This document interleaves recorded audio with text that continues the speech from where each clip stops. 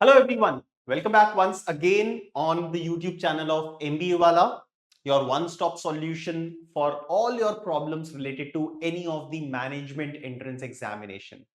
Now friends, we have conducted a lot of sessions for the preparation of CAT for all of you and will continue doing so. And recently, like in this month only, we have started with some of the sessions that will help you from the first week of November onwards when the NMAT window will open, right? So I hope आप सब NMAT के लिए properly preparation कर रहे हो. Now NMAT and CAT में जो difference है, I believe वो अभी तक आप सबको पता लग गया होगा. Now, if I talk about the three sections of NMAT one by one, right? So, one of the sections, quantitative aptitude and data interpretation. This is one of the sections in which you will find the questions of quantitative aptitude as well as questions of data interpretation. तो जो भी चीजें हमने cat के लिए study किया है quant and DI में, right, that portion is enough. जो भी आपने स्टडी किया है, you don't have to prepare anything else other than whatever you have done for the preparation of CAT as far as quant plus data interpretation is concerned. तो ये वाला area sorted है, right? Now the only difference will be the level of difficulty. CAT में level of difficulty high होता है, तो आपको अब थोड़ी सी मेहनत करनी पड़ेगी easy questions को target करने की. NMAT is a speed based examination. तो ये जो अभी मैंने बोला था ये जोक नहीं था, ये एक्चुअल रियलिस्टिक चीज है जिस पे आपको वर्क करना पड़ेगा. अभी हम कैट में कर क्या रहे हैं, like how do we approach a mock paper, how do we approach CAT examination. CAT as far as quant is concerned is matter of selectivity. Speed इतनी ज्यादा मैटर नहीं करती, सिलेक्शन ऑफ क्वेश्चंस बहुत ज्यादा मैटर करते हैं. अगर हमने गलत क्वेश्चन सेलेक्ट कर लिया, will end up wasting our time and time waste हो जाएगा, टाइम खत्म हो जाएगा, our number of attempts will be very less. Okay, so quant में आपको जहां पे सिलेक्शन बहुत ज्यादा इंपॉर्टेंट है as compared to speed, on the other hand in NMAT examination speed is more important as compared to selection because almost every question is on easier side. सारे ही questions easy हैं, तो आपको maximum number of questions attempt करने हैं. Cat में अगर हम out of 22 और 24 क्वेश्चंस, जितने भी क्वेश्चंस आने वाले हैं कैट 2025 के क्वांट सेक्शन में, अगर हम उनमें से 10 to 12 questions, almost half questions भी अटेम्प्ट कर लेते हैं, करेक्टली अटेम्प्ट कर लेते हैं, so we are sitting at a percentile which is in the range of 90, 95 और मे बी 99. बट एनमैट में ऐसा नहीं है. एनमैट में आधे क्वेश्चन अटेम्प्ट करके आओगे, कुछ भी रैंक नहीं आएगा, right? So if you are targeting NMIMS Mumbai campus, तो आपको ऑलमोस्ट सारे क्वेश्चंस अटेम्प्ट करने पड़ेंगे, ऑलमोस्ट सारे क्वेश्चंस, राइट? ओके, सो जब ऐसी सिचुएशन होती है कि हमें ऑलमोस्ट सारे क्वेश्चंस करने हैं, मैं वर्ड बार बार यूज कर रहा हूं almost, that does not mean कि सारे ही क्वेश्चंस करने हैं, ठीक है? सारे क्वेश्चंस कर दो, करेक्टली अटेम्प्ट कर दो, तो यार उससे बढ़िया बात ही क्या होगी. But near to almost all the questions हमें अटेम्प्ट करने होते हैं, राइट? तो यहां पे सिलेक्टिविटी इतना मेजर रोल प्ले नहीं करती जितना स्पीड रोल प्ले करती है, right? So this is the difference between NMAT quant and CAT का क्वांट. सिलेबस वही है, ओके? तो एज सच सिलेबस में कोई डिफरेंस नहीं है, पैटर्न लेवल ऑफ डिफिकल्टी में बहुत ज्यादा डिफरेंस है. Now comes verbal ability, reading comprehension. Now verbal ability, reading comprehension, जहां पे कैट में आपको reading comprehension major role play करेगा, राइट? 4 रीडिंग कॉम्प्रिहेंशन आते हैं, okay? And then para jumbles, para summary, para completions, इस टाइप के क्वेश्चंस मिलेंगे आपको कैट में. यहां पे वर्बल आरसी जो सेक्शन है एनमैट का, यहां पे आपको आरसीज मिलेंगे बट कंपैरेटिवली इजी आरसी होंगे, छोटे आरसी होंगे.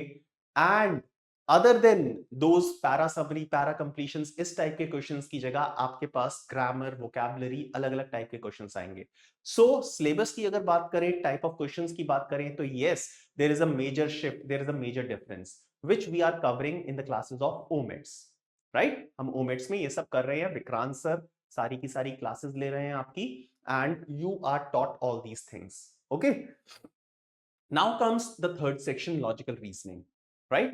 Logical reasoning is completely different from what you see in cat.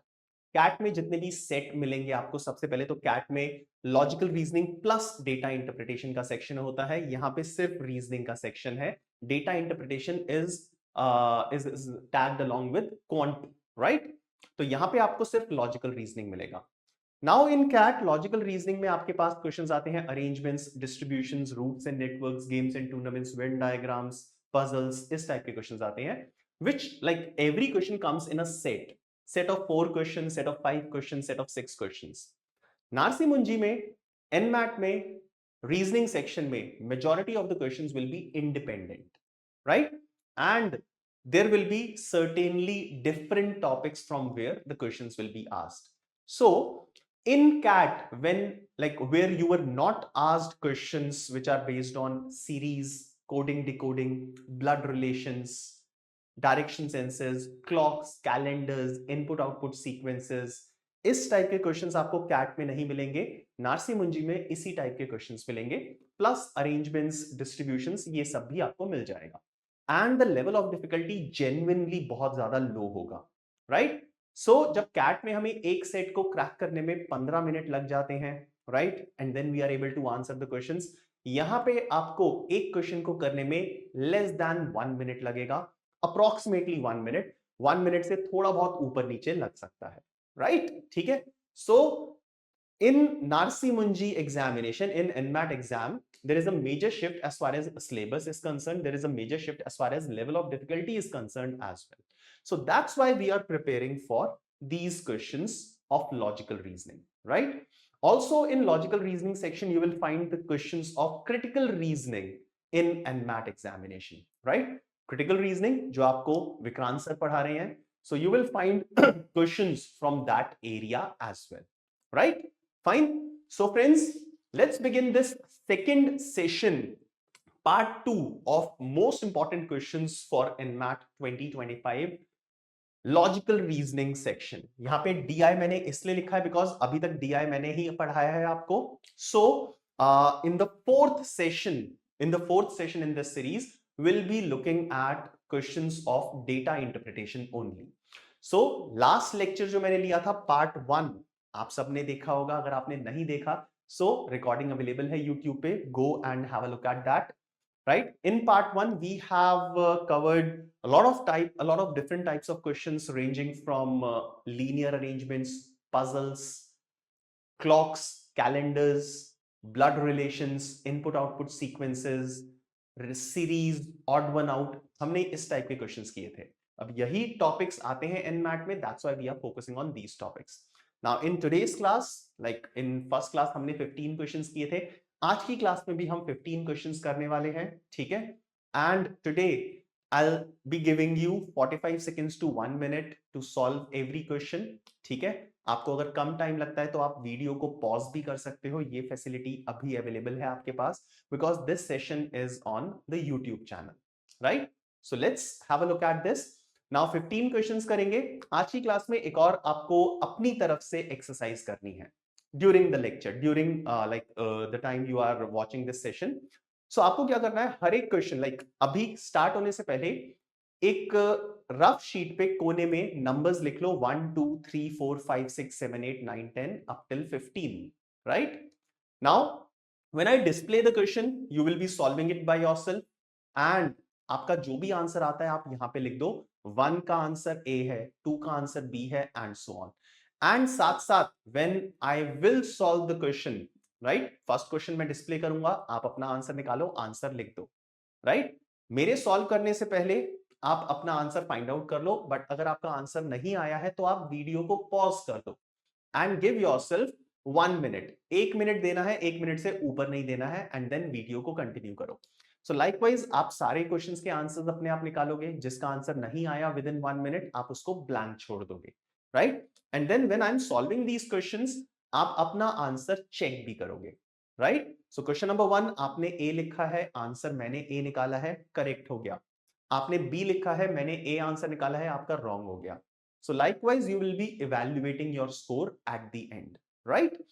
एक और चीज आपको ध्यान रखनी है, कैट में नेगेटिव मार्किंग होती है।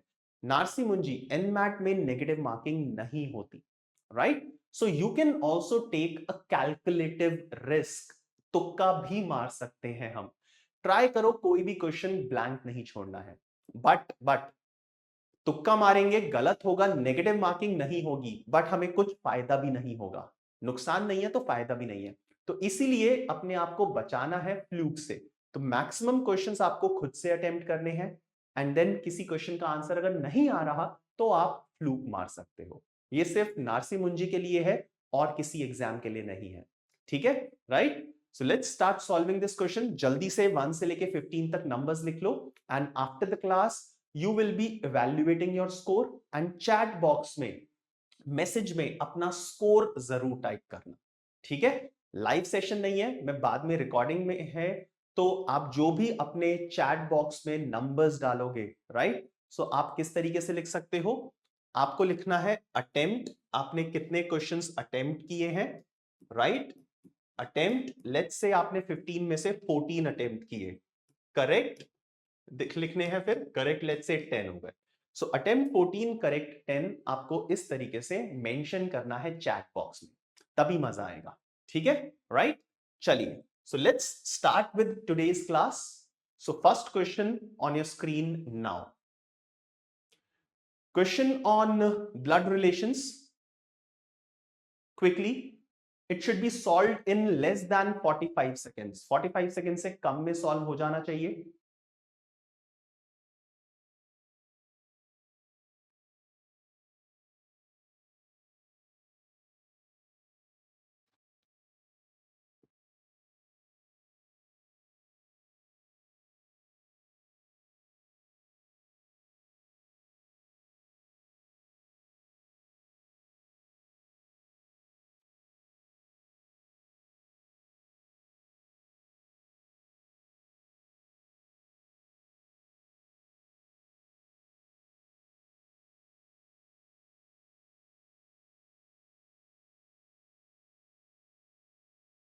All right, people. So I'm going to start solving. अगर आपका आंसर नहीं आया है, आप अपने आप को 30 सेकेंड्स और दे सकते हो by pausing the video, video को पॉज कर सकते हो, ठीक है? राइट? तो प्लीज ये जो चीज मैं बोल रहा हूं इसको फॉलो करो, खुद से सॉल्व करने की कोशिश करो। ओके, फाइन, चलो स्टार्ट करते हैं। Manjot is Vinesh daughter.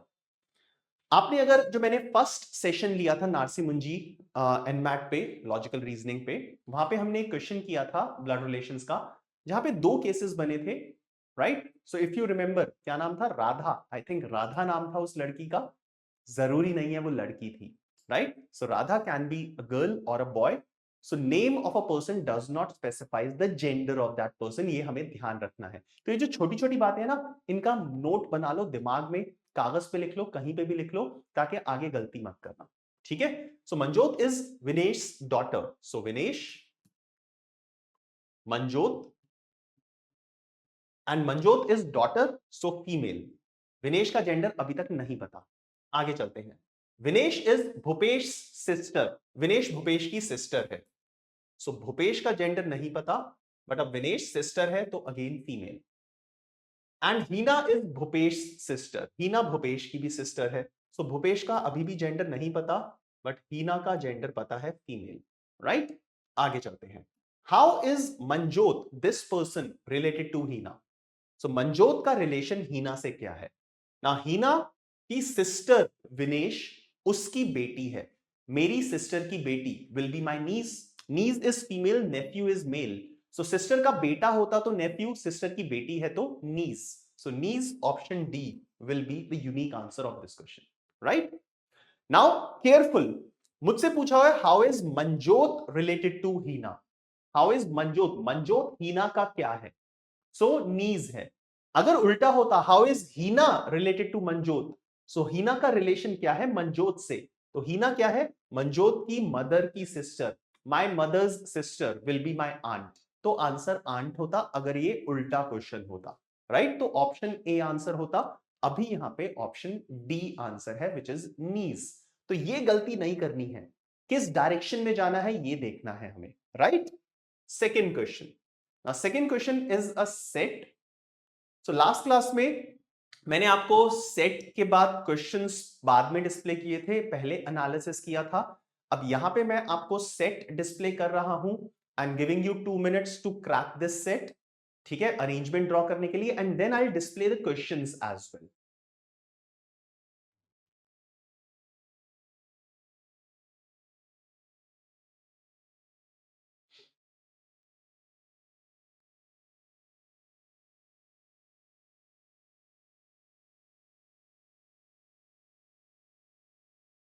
So 8 people A, B, C, D, E, F, G, H are sitting around a circular table facing center. Facing center, all of them not necessarily in the same order. Order obviously हमें find out करना है. Only one person sits between A and B. Two people sit between D and G. F sits next to B and H. G does not sit to the immediate right of B. C and D sit next to each other, but neither is an immediate neighbor of H. लो time लो आराम से इसके लिए.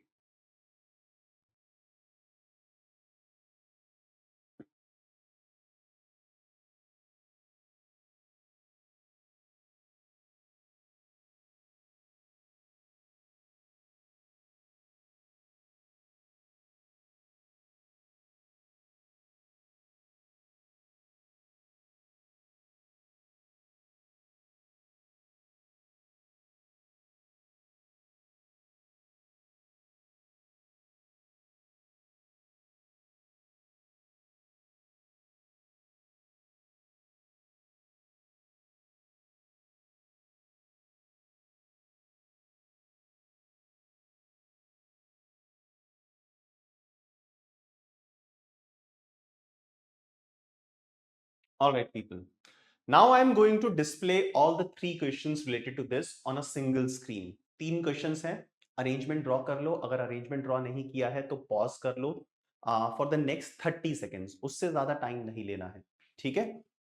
Question 2, 3 and 4 on your screen, giving you 1 more minute to find out the answer of these questions, after which I'll immediately go to the analysis.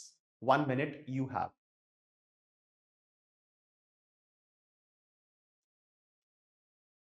I'll give you more than 1 minute. Don't worry.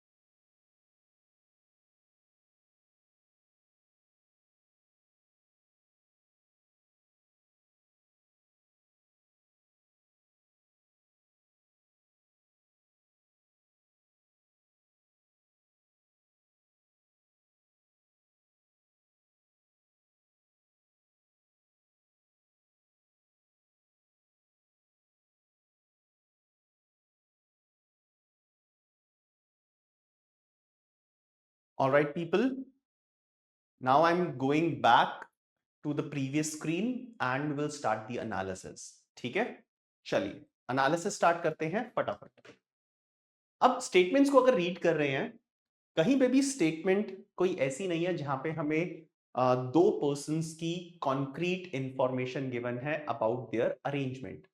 Fixed positions कहीं पे भी नहीं है, right. As in यहां पे बोला हुआ है only one person sits between A and B. A और बी के बीच में 1 पर्सन है, बट ए लेफ्ट में है या बी लेफ्ट में है हमें नहीं पता, राइट. सो फिक्स्ड पोजीशन नहीं पता किसी की भी. 2 people sit between D and G, same problem. F sits next to B and H. F B और H के आसपास है, राइट. फाइन. सो F के नेक्स्ट B और H हैं, बट B और H में से लेफ्ट कौन है राइट कौन है अगेन ये नहीं पता. G does not sit immediate right of B, but कहां बैठा है ये नहीं पता. C and D sit next to each other. C and D एक दूसरे के साथ बैठे हैं, but neither of them is immediate neighbour of H. तो C और D लेफ्ट और राइट कौन है ये भी नहीं पता, ठीक है.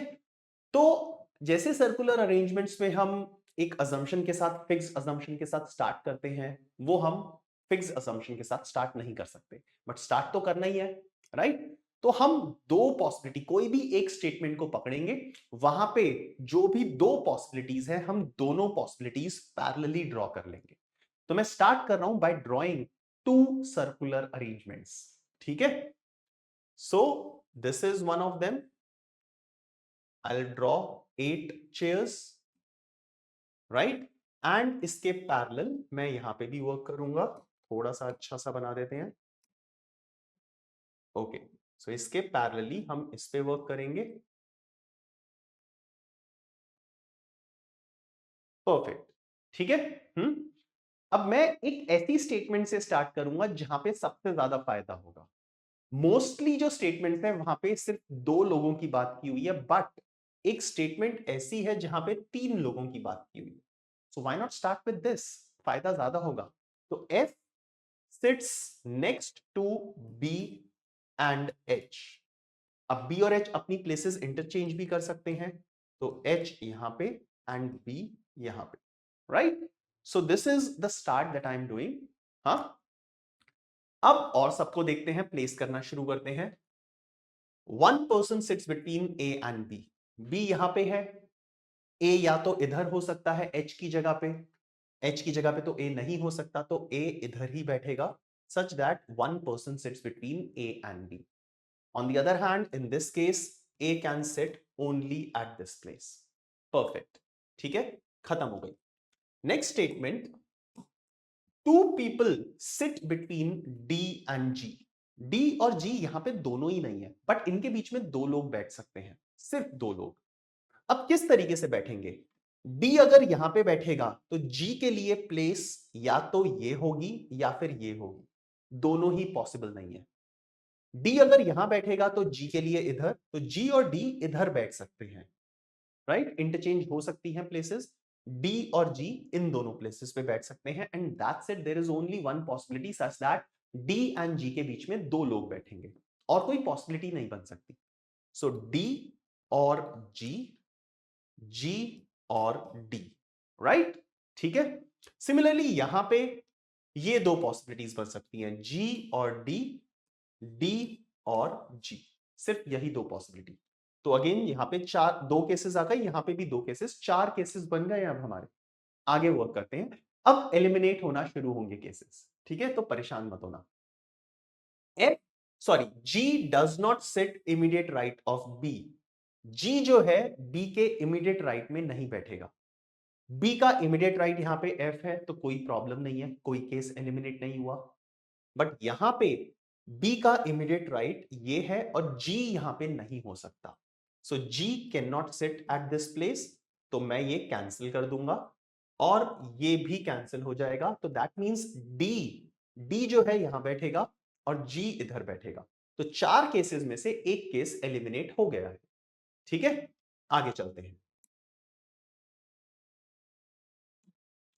C and D sit next to each other. C और D एक साथ बैठेंगे। अब यहां पे D is surrounded by A and B, तो C के लिए तो कोई चांस ही नहीं है बैठने का, तो ये एलिमिनेट हो गया पूरा का पूरा केस। C और D एक साथ बैठेंगे, अगर D इधर बैठता है तो C के लिए कोई जगह नहीं बचेगी, तो D इधर नहीं बैठ सकता, तो G इधर नहीं बैठेगा, तो G will sit at this place, D will sit at this place, and hence C के लिए इन दोनों में से कोई भी एक जगह हो जाएगी C के लिए। But neither is immediate neighbour of H, तो C और D में से कोई भी H के बगल में नहीं बैठेगा। H के बगल में मतलब यहां पे नहीं बैठेगा C और D में से, तो C की प्लेस ये हो गई, एंड जो seventh person, not eighth person बचा है, that person E will sit at this place, and now we have unique arrangement for this. Okay, so unique arrangement, यहां से जो चीज यूजलेस है उसको हटा देते हैं, and this is the final arrangement with us. Okay, right, that's it. I'll erase this one as well.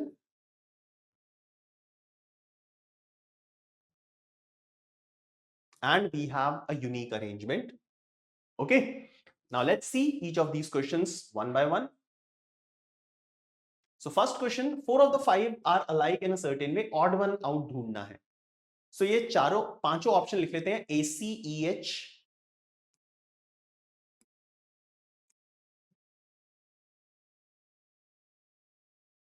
BF, HF, GA.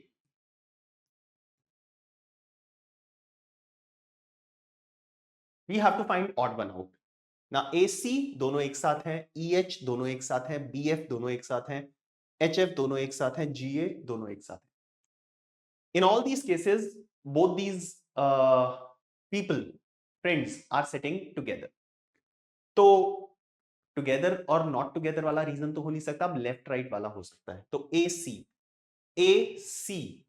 So A is to the right of C. A is to the right of C. First person is to the right of second person. EH. E is to the right of H. Perfect. ये भी सही है, दोनों match कर गए हैं. BF. B is to the left of F. So ये match नहीं कर रहा, तो आंसर तो अब यही होना चाहिए, पहले दोनों सेम है. चेक कर लेते हैं. HF. H is to the right of F. सही है. GA. G is to the right of A. So in these four cases, the first person is to the right of second person, but in the third case, BF, B is to the left of F. So answer will be BF, right? So option C is correct. Who is opposite to E? Second question. So E के opposite कौन है? E के opposite G है. तो answer is G. Option A is correct. And finally, what can be best said about D? D के बारे में क्या बोला जा सकता है?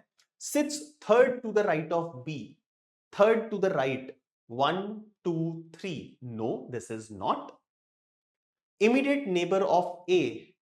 A का immediate neighbor नहीं. D is not the immediate neighbor of A. Fifth to the left of F. Fifth.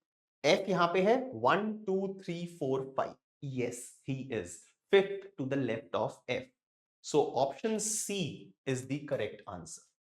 Right? ठीक है, that's it about these three questions. Let's quickly move on to the next one. Question number 5. Find the wrong number in the following series. थोड़ा सा tough है, ध्यान से करना. 1 minute से कम है आपके पास, एंड आप पॉज भी कर सकते हो if you need 30 seconds extra.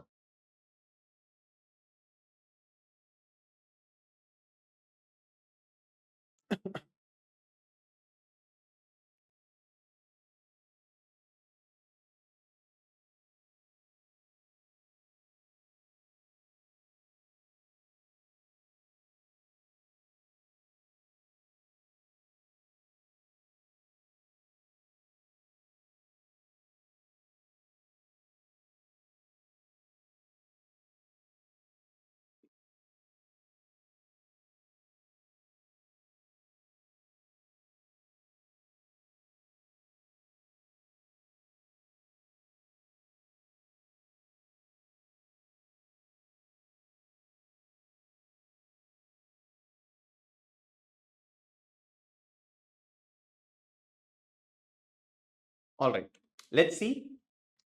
Now series, wrong number in the following series.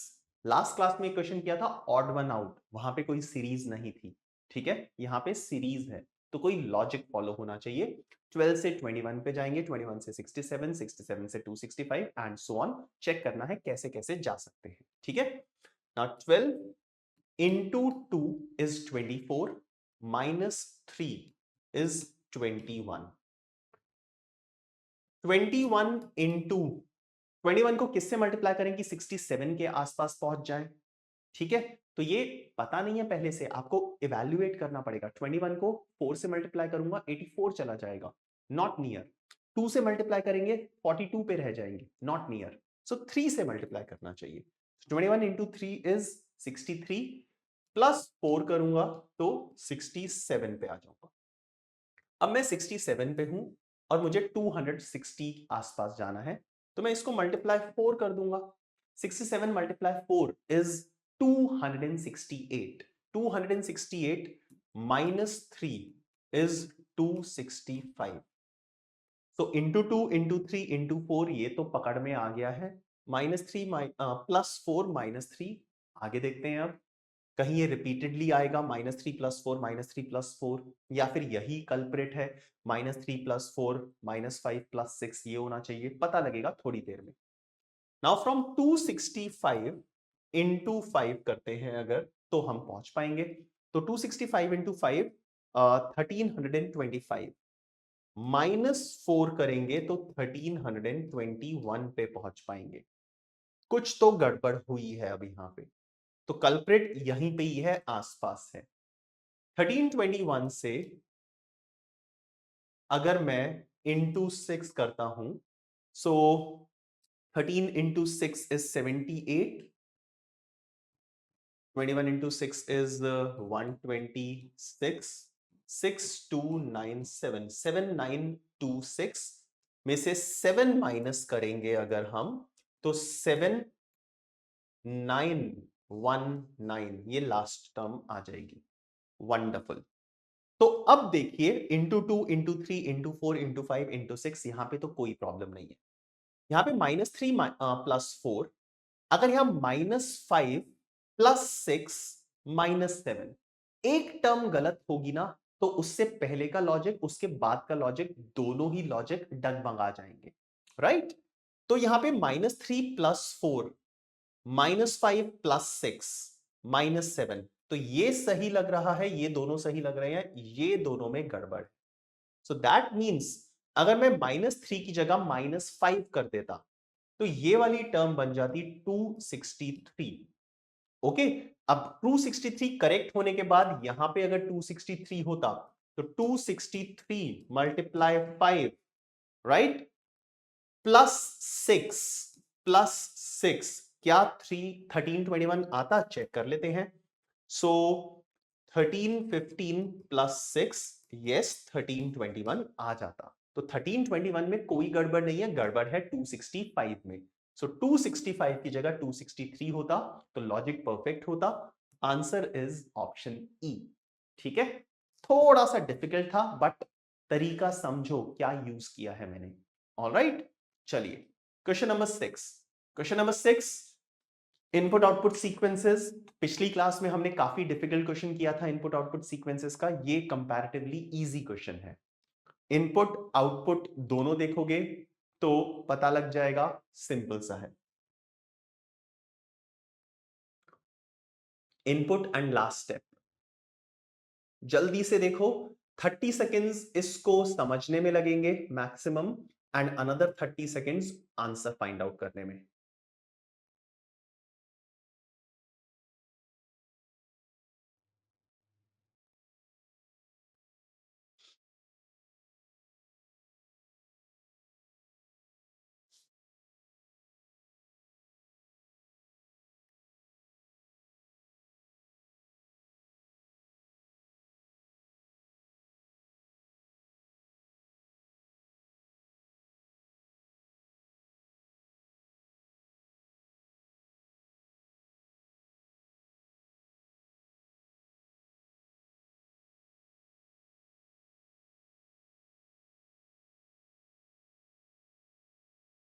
So I hope logic crack हो चुका होगा अभी तक, and you must be in the process of getting the answer. जल्दी से प्रोसेस करो, बहुत सिंपल सा सरल सा क्वेश्चन है ये।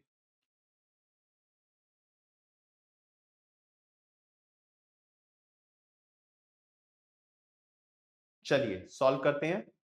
सो पहले लॉजिक आइडेंटिफाई करते हैं। इनपुट दिख रहा है, सो इनपुट में नंबर्स हैं,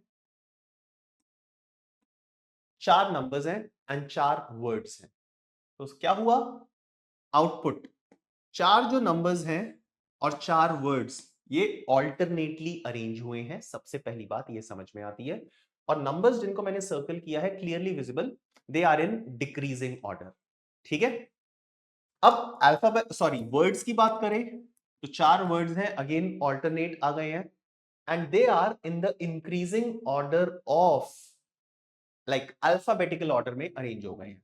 so alphabetically increasing order, right, dictionary में जैसा होता है। सो सबसे पहले बी आया, फिर जी, फिर आर, फिर वाई, अल्फाबेटिकली अरेंज हो गए हैं। ठीक है, सो लॉजिक तो समझ में आ गया। अब प्रोसेस देखते हैं, मतलब फाइनल जो करना है, what needs to be done is sorted. How needs to be done, इसका आंसर निकालना है। सो सबसे पहले सबसे बड़ा नंबर एंड सबसे पहला वर्ड आगे आ गए, और बाकी सारी शिफ्ट हो गई चीजें। तो 71 एंड ब्रेड अरेंज हो गए। फिर नेक्स्ट उससे छोटा नंबर एंड सेकेंड वर्ड गोट, सो 29 और गोट, 71 ब्रेड के बाद 29 गोट अरेंज हो गए, बाकी सारे शिफ्ट हो गए। सिंपल। सो फटाफट से अब इनपुट लिख लेते हैं ये 1989। अब मैनी पूरा लिखने की जरूरत नहीं है, एवरेस्ट पूरा लिखने की जरूरत नहीं है, समझ गए, क्योंकि एम एंड ई ही सिर्फ काम के हैं। 43, 11, जे and A, joker and Apple का जे एंड ए। अब सबसे पहले क्या होगा, 89 एंड ए आगे आ जाएंगे, राइट, एंड बाकी सारे एज इट इज अरेंज हो जाएंगे। 19 एम ई, 43 11 जे। अब ये दोनों ऑलरेडी अरेंज्ड है। 89 ए सेकेंड स्टेप लिख रहा हूं मैं, this is the first step, this is the second step. अब नेक्स्ट छोटा नंबर 43 है एंड ए के बाद ई, सो ये दोनों भी आगे आ जाएंगे and 19 M 11 J shifted. Third step जो क्वेश्चन पूछा गया है, right, so third step, right, so 89 A 43 E, ये तो एज इट इज रहेंगे चारों। अब नंबर्स में 19 और अल्फाबेट्स में जे, सो 19 and J will be arranged, right, m and 11 will be shifted। Last step में 11 पहले आ जाएगा, m बाद में चला जाएगा, बट हमें यहां तक ही रखना है। Now in the third step, what is the fourth element from the right? So 1, 2, 3, 4, 19. So 19, which is option B, is the correct answer. We are good to go to the next question. Question number 7. Question number 7, जितना time read करने में लगेगा उतना ही time answer करने में लगेगा। 30 second से ज्यादा नहीं दूंगा मैं।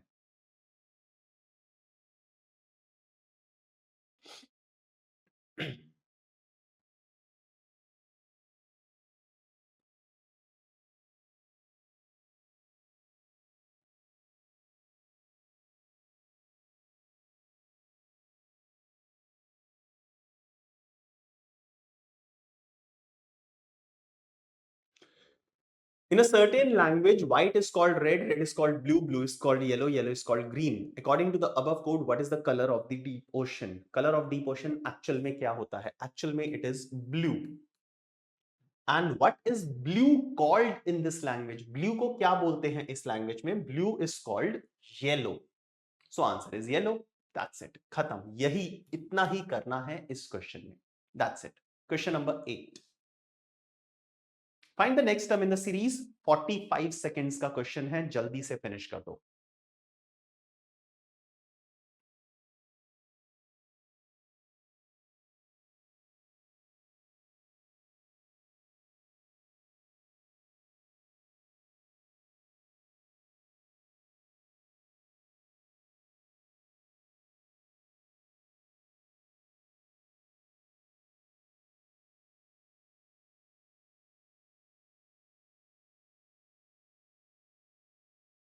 In fact, plenty of you will be able to get the answer in less than 30 seconds. अगर number equivalents of alphabets tips पे हैं तो आंसर बहुत जल्दी आ जाएगा। चलिए 45 seconds up. C is 3, F is 6, J is 10, O is 15 and U is 21. This is nothing but a number series. +3, +4, +5, +6, तो अब क्या होना चाहिए, +7, 21 + 7 is 28, 28 is equivalent to B, right? 26 is Z, उसके बाद वापस A आ जाएगा, 27 is A, 28 is B. So B, that is option D, is the correct answer. Next question is a set of 3 questions puzzle, right? And I'll give you 3 minutes to decode this and then 1 minute to answer the 3 questions. Total 4 minute. Start this. चलो मैं यहां पे timer भी लगा देता हूं आप लोगों के लिए 4 मिनट का। सो 3 मिनट पहले ऊपर टाइमर चल रहा है आप लोगों के लिए, down timer 3 minutes.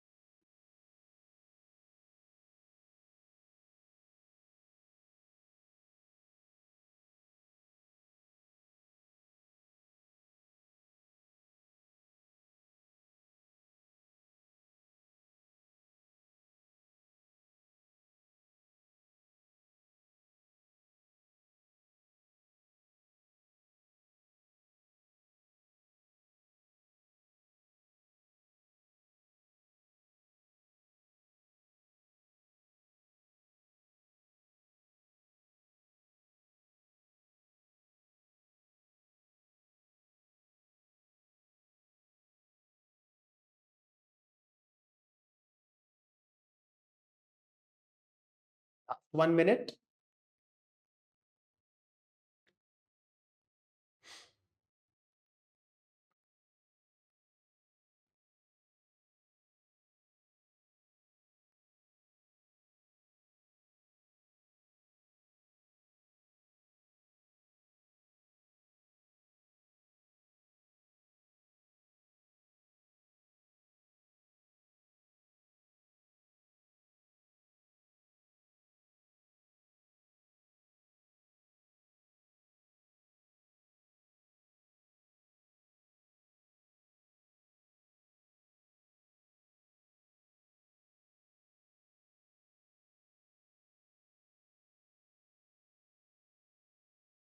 Okay, friends. So now I'm going to take you to the questions, the 3 questions. Okay. I hope सबने table बना लिया होगा. So 3 questions on your screen now. So another 1 minute.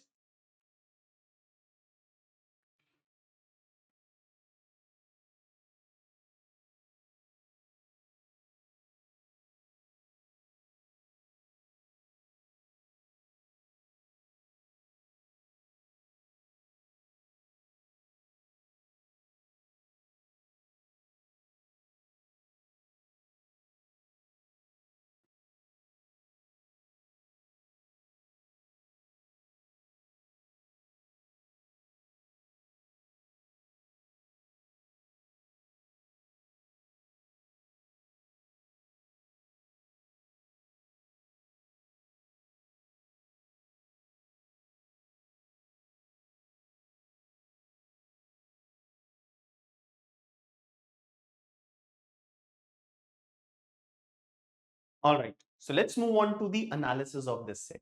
Analysis देखते हैं. So this is the set of directions and मैं यहाँ पे right side में एक table बना लेता हूँ. Table clarity होगी. Subjects लिख लेते हैं. ये जो exam papers हैं. So these are 6 subjects. Kinematics, thermodynamics, math, machine drawing, fluid mechanics, and CAD.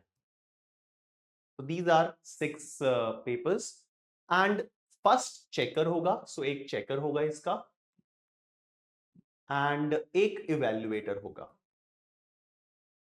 Right? ठीक है.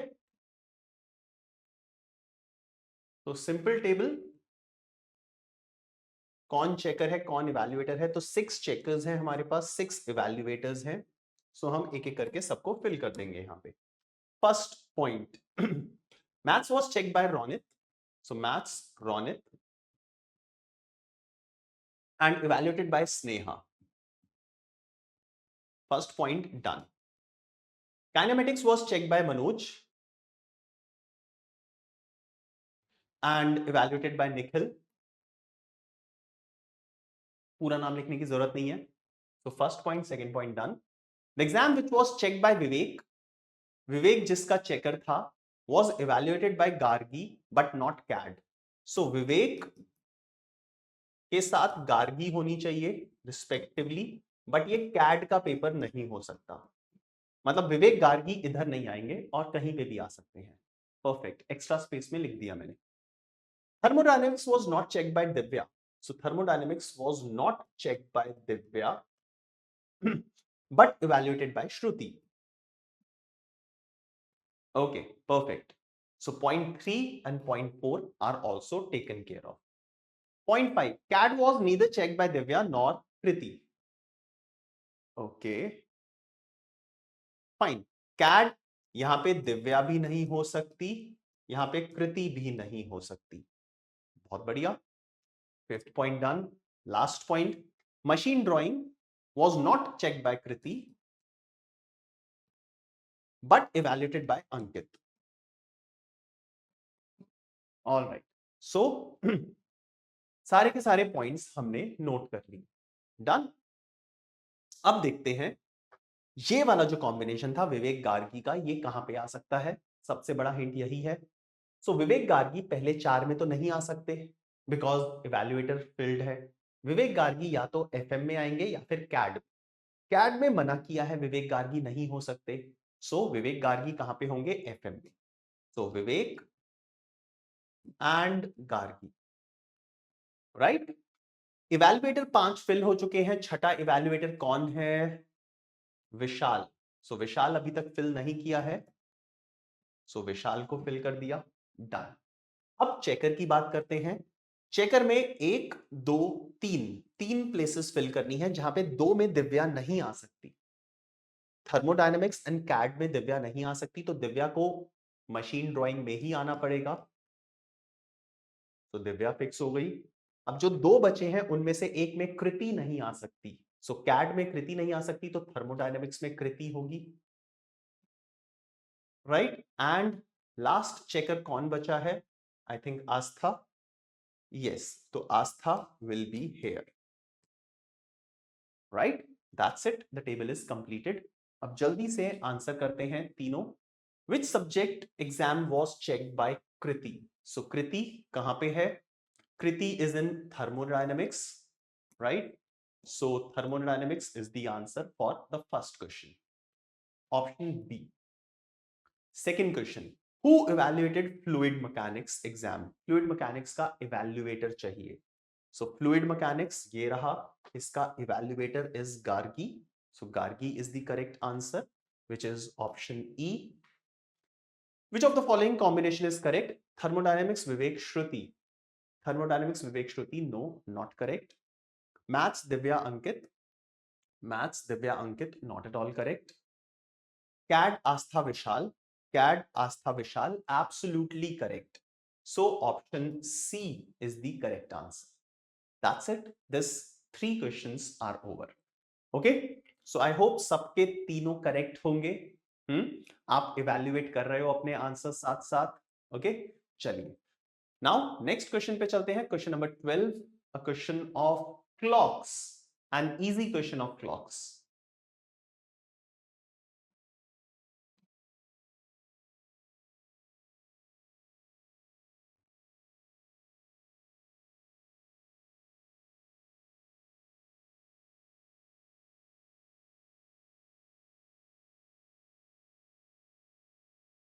Between 5 and 6 o'clock, minute hand and hour hand form a 90-degree right angle. पता होगा ना right angle 90 degrees, तो जल्दी से answer निकाल दो।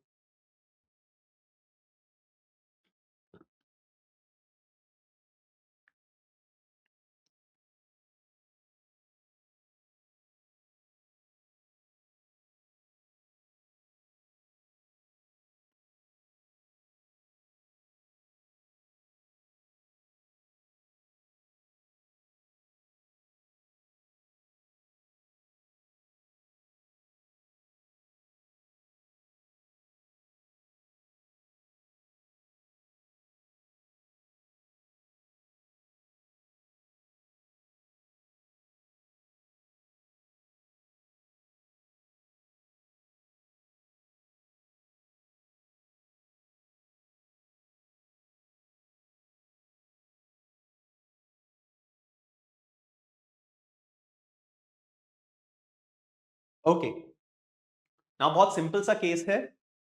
इतना पता होना चाहिए हमें that other than 0 degrees and 180 degrees, every other angle, उसके 2 पॉसिबिलिटीज हैं इन 1 आवर ड्यूरेशन।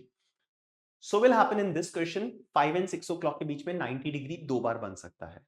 तो पॉसिबिलिटी इन दोनों आंसर की भी हो सकती है, बट जरूरी नहीं है कि ये तीनों में से कोई 2 करेक्ट ही हो, राइट। तो हमें दोनों आंसर फाइंड आउट करने पड़ेंगे।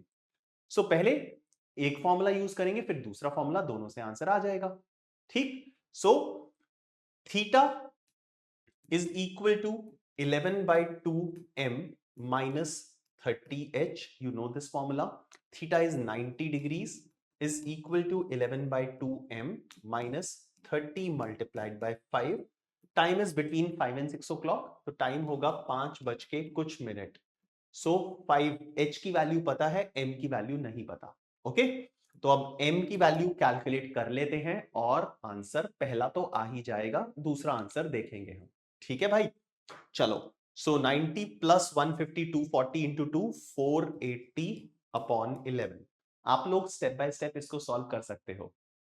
आंसर आ जाएगा 43/7/11, 43/7/11 minutes after 5 o'clock, which matches with option A. ठीक है, so we are on the right track. Second possibility देखते हैं. फॉर्मूला लगेगा theta is equal to 30h minus 11/2m. Okay, values feed करते हैं, सेम वैल्यूज. थीटा की वैल्यू हो जाएगी 90 डिग्रीज. 90 माइनस नहीं 90 is equal to 30 into 5 minus 11/2m. तो यहां से m का वैल्यू कितना आएगा? 150 minus 90, 60 into 2, 120/11, which is 10/11, right? Which matches with option B. So answer should be both A and B. So option E is the correct answer. All right. Next question. Question number 13. Calendars. I think last class में हमने calendars का question नहीं किया था हमने. हाँ, कुछ तो 17 अगस्त वाला क्वेश्चन था जहां पे हमें विदाउट रेफरेंस फाइंड आउट करना था, बट यहाँ पे आसान है, ये तो विद रेफरेंस वाला क्वेश्चन है, तो हो जाना चाहिए बहुत इजीली.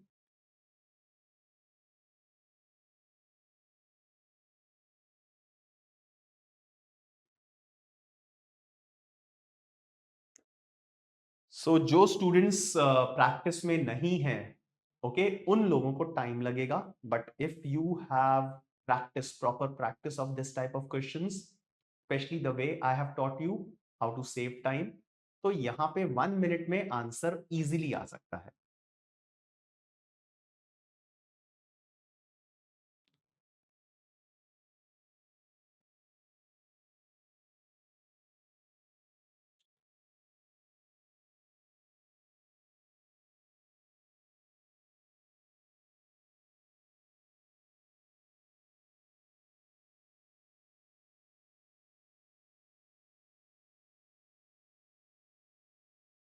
ऑलराइट, सो पता है हमें इस क्वेश्चन को 2 स्टेप्स में प्रोसीड करेंगे. फर्स्ट स्टेप इज 7 सितंबर 2008 से हम 15 अगस्त पे जाएंगे. सो आपकी मर्जी है, सितंबर से पीछे चले जाओ, ठीक है, आसान हो जाएगा.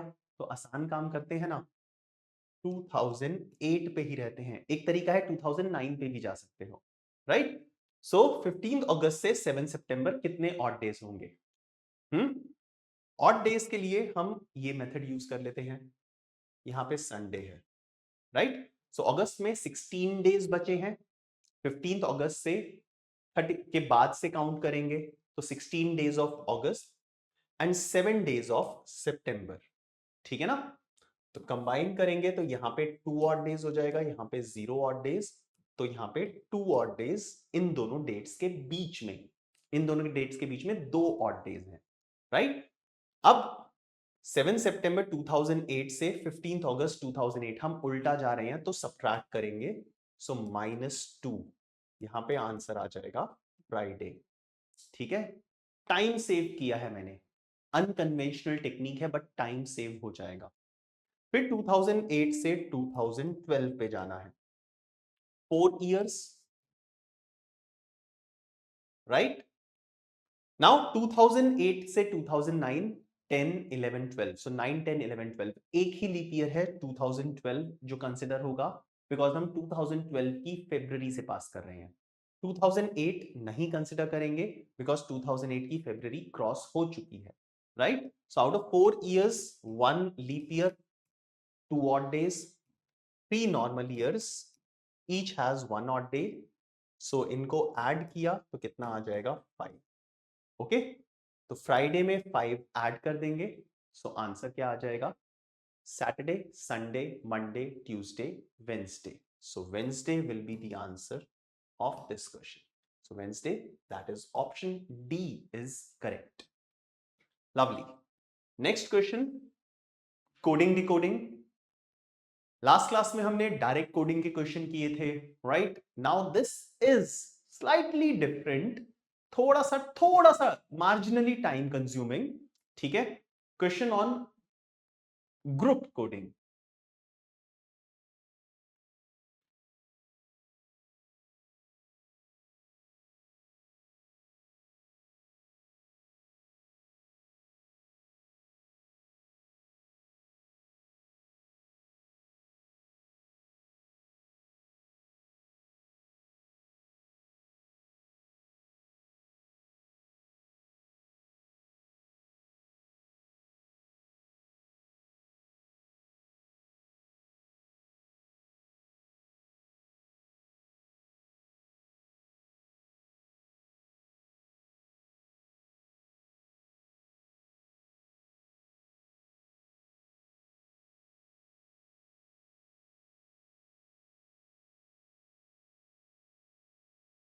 Come on, quickly.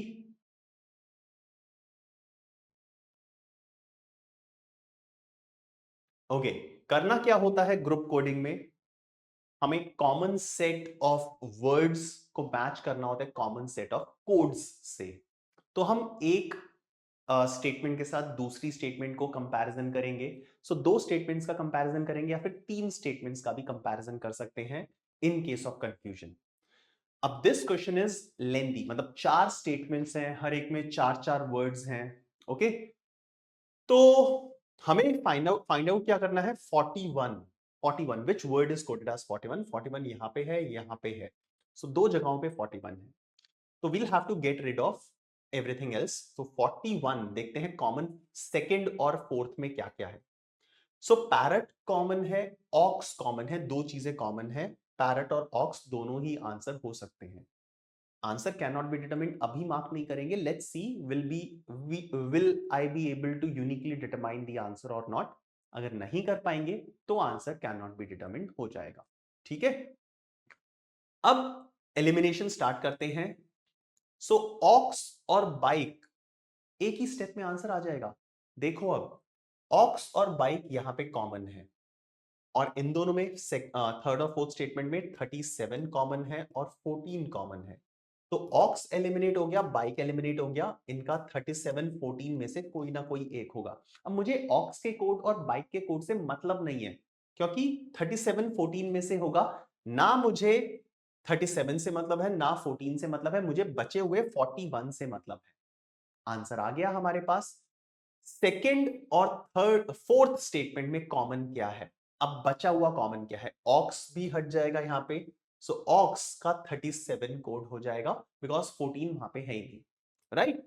तो पैरट बेचारा, जो पैरट बचा हुआ है अब सेकंड एंड फोर्थ स्टेटमेंट में, has to be coded as 41। So the correct answer is parrot.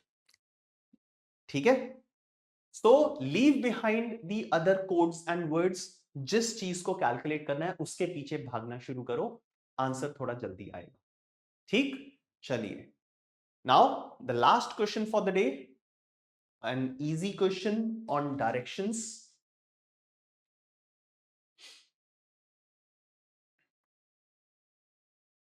30 seconds में आंसर आ जाना चाहिए। डिस्टेंस से कोई मतलब नहीं है, बट स्टिल स्केलिंग का ध्यान रखना पड़ेगा, जो लास्ट क्लास में बताया था मैंने। हाँ, एंड आंसर फाइंड आउट करना है कि in which direction is cinema with respect to Subhash building? So बहुत सिंपल क्वेश्चन है।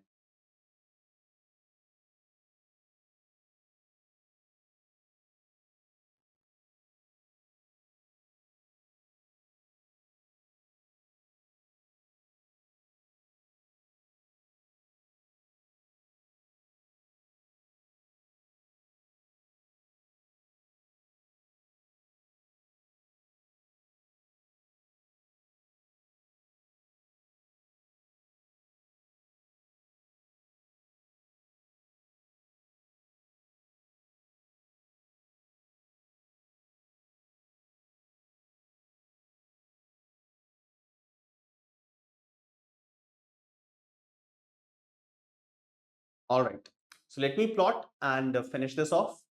Subhash left his building and traveled 17 kilometers south downwards conventionally. ठीक है, 17 meters, 17 kilometers, थोड़ा सा बड़ा कर देते हैं। ठीक है, he then turned right। अभी अभी नीचे की तरफ जा रहा है, इसका राइट उस तरफ होगा, वहां पे टूवर्ड्स वेस्ट। ठीक है, so he turn right and travelled for 21। So right travel करके 21 किलोमीटर्स इसने ट्रैवल किया। 21 देखो ट्राई करो, 17 से बड़ा दिखना चाहिए, बट दोनों अलग अलग डायमेंशन में है, तो इसलिए कोई इतना ज्यादा फर्क नहीं पड़ता। After this he turn right. अब ये राइट इस तरफ जा रहा है, इसका राइट कहां पे होगा, ऊपर की तरफ, नॉर्थ की तरफ, एंड ट्रैवल्ड 4। तो यहां से सिर्फ इसने 4 ट्रैवल किया है। ओके, ऑब्वियसली जो 4 है 17 से बहुत छोटा होगा। Finally he turn left. अभी ये ऊपर की तरफ जा रहा है, इसका लेफ्ट वेस्ट की तरफ होगा दोबारा से, एंड ट्रैवल 9 किलोमीटर्स। सो यहां पे 9 किलोमीटर्स इसने ट्रैवल किया and he reach the cinema. Okay, तो ये इसकी बिल्डिंग है, ये इसका सिनेमा है, right. In which direction is cinema with respect to Subhash building? So ये बिल्डिंग है with respect to this. तो क्या बताया था? बिल्डिंग से सिनेमा इस डायरेक्शन में है, north, south, west, east. Plot कर दिया, हम इस डायरेक्शन में जा रहे हैं. So south west. So south west, option A will be the correct answer of this question. All right. So friends, this is all about these 15 questions, right? And finally, a few words. 2 minute और दो मुझे. So 15 questions करने के बाद आपका जो भी score है, जिस तरीके से मैंने बिगनिंग ऑफ द लेक्चर में बताया था, राइट, आपको उस तरीके से बताना है. नंबर ऑफ अटेम्प्ट्स कितने थे एंड कितने करेक्ट हुए, please post it in the message box. ठीक है, यूट्यूब पे ही पोस्ट करो. And I hope you would have started writing the mock papers of NMAT. Now, एक और चीज दोबारा से रिपीट कर देता हूं. एक क्वेश्चन जो स्टूडेंट्स पूछते हैं कि NMAT कितनी बार देना चाहिए. सो 2 बार आप दे सकते हो NMAT. ऑन रिक्वायरमेंट बेसिस इसको थर्ड टाइम अटेम्प्ट करो. मैं तो बोलता हूं अगर पहली बार में ही सब कुछ अच्छा हो जाता है, स्कोर अच्छा आ जाता है आपका, सो सेकेंड टाइम भी रिपीट करने की जरूरत नहीं है. Now, when should we write NMAT? So NMAT का best time है मेरे हिसाब से. Like there might be some people might have different thinking, different feeling about NMAT as compared to me. But what I feel as far as my experience is concerned, so सबसे पहला reason NMAT का वो particular day select करने का क्या है, मैं reason दे देता हूं. So CAT is on 30th of November, right? Season में, सेशन में हमारा पहला एग्जाम बड़ा एग्जाम नहीं होना चाहिए, बिकॉज लाइक ऑब्वियसली हम नर्वस होते हैं एग्जामिनेशन हॉल में जाने से पहले, राइट? तो बहुत सारे फैक्टर्स प्ले करते हैं. हाँ, साइकोलॉजी प्ले करती है. तो पहला एग्जाम बहुत बड़ा एग्जाम नहीं होना चाहिए. तो उससे पहले अगर एक रियल टाइम एक्सपीरियंस मिल जाए हमें एनमैट का, राइट, जिसमें हमारे पास एक ऑप्शन है, हम दोबारा से रिपीट कर सकते हैं एनमैट, राइट. कैट को दोबारा रिपीट नहीं कर सकते as far as this year is concern. So NMAT का एग्जाम कैट के एग्जाम से पहले होना चाहिए, राइट. पहले मिनिमम 15 डेज के गैप में. सो 10th ऑफ नवंबर से 15th ऑफ नवंबर तक का कोई भी डे आप सिलेक्ट कर सकते हो फॉर एनमैट. रिक्वायरमेंट हुई तो कैट के बाद आप दोबारा से अटेम्प्ट कर सकते हो. 10th नवंबर से 15th नवंबर, फर्स्ट 5-6 डेज में मत दो, राइट. फर्स्ट 5-6 डेज में आपके पास रिव्यूज, एनालिसिस आएंगे एंड उन एनालिसिस को सुनने के बाद आप एनमैट का एग्जाम दे सकते हो. Alright. So people, friends, that is all from my side for all of you. I'll see you in the next session of NMAT with the next set of questions, with a new set of questions on these topics. Thank you very much. All the very best. I'll see you again. Bye-bye.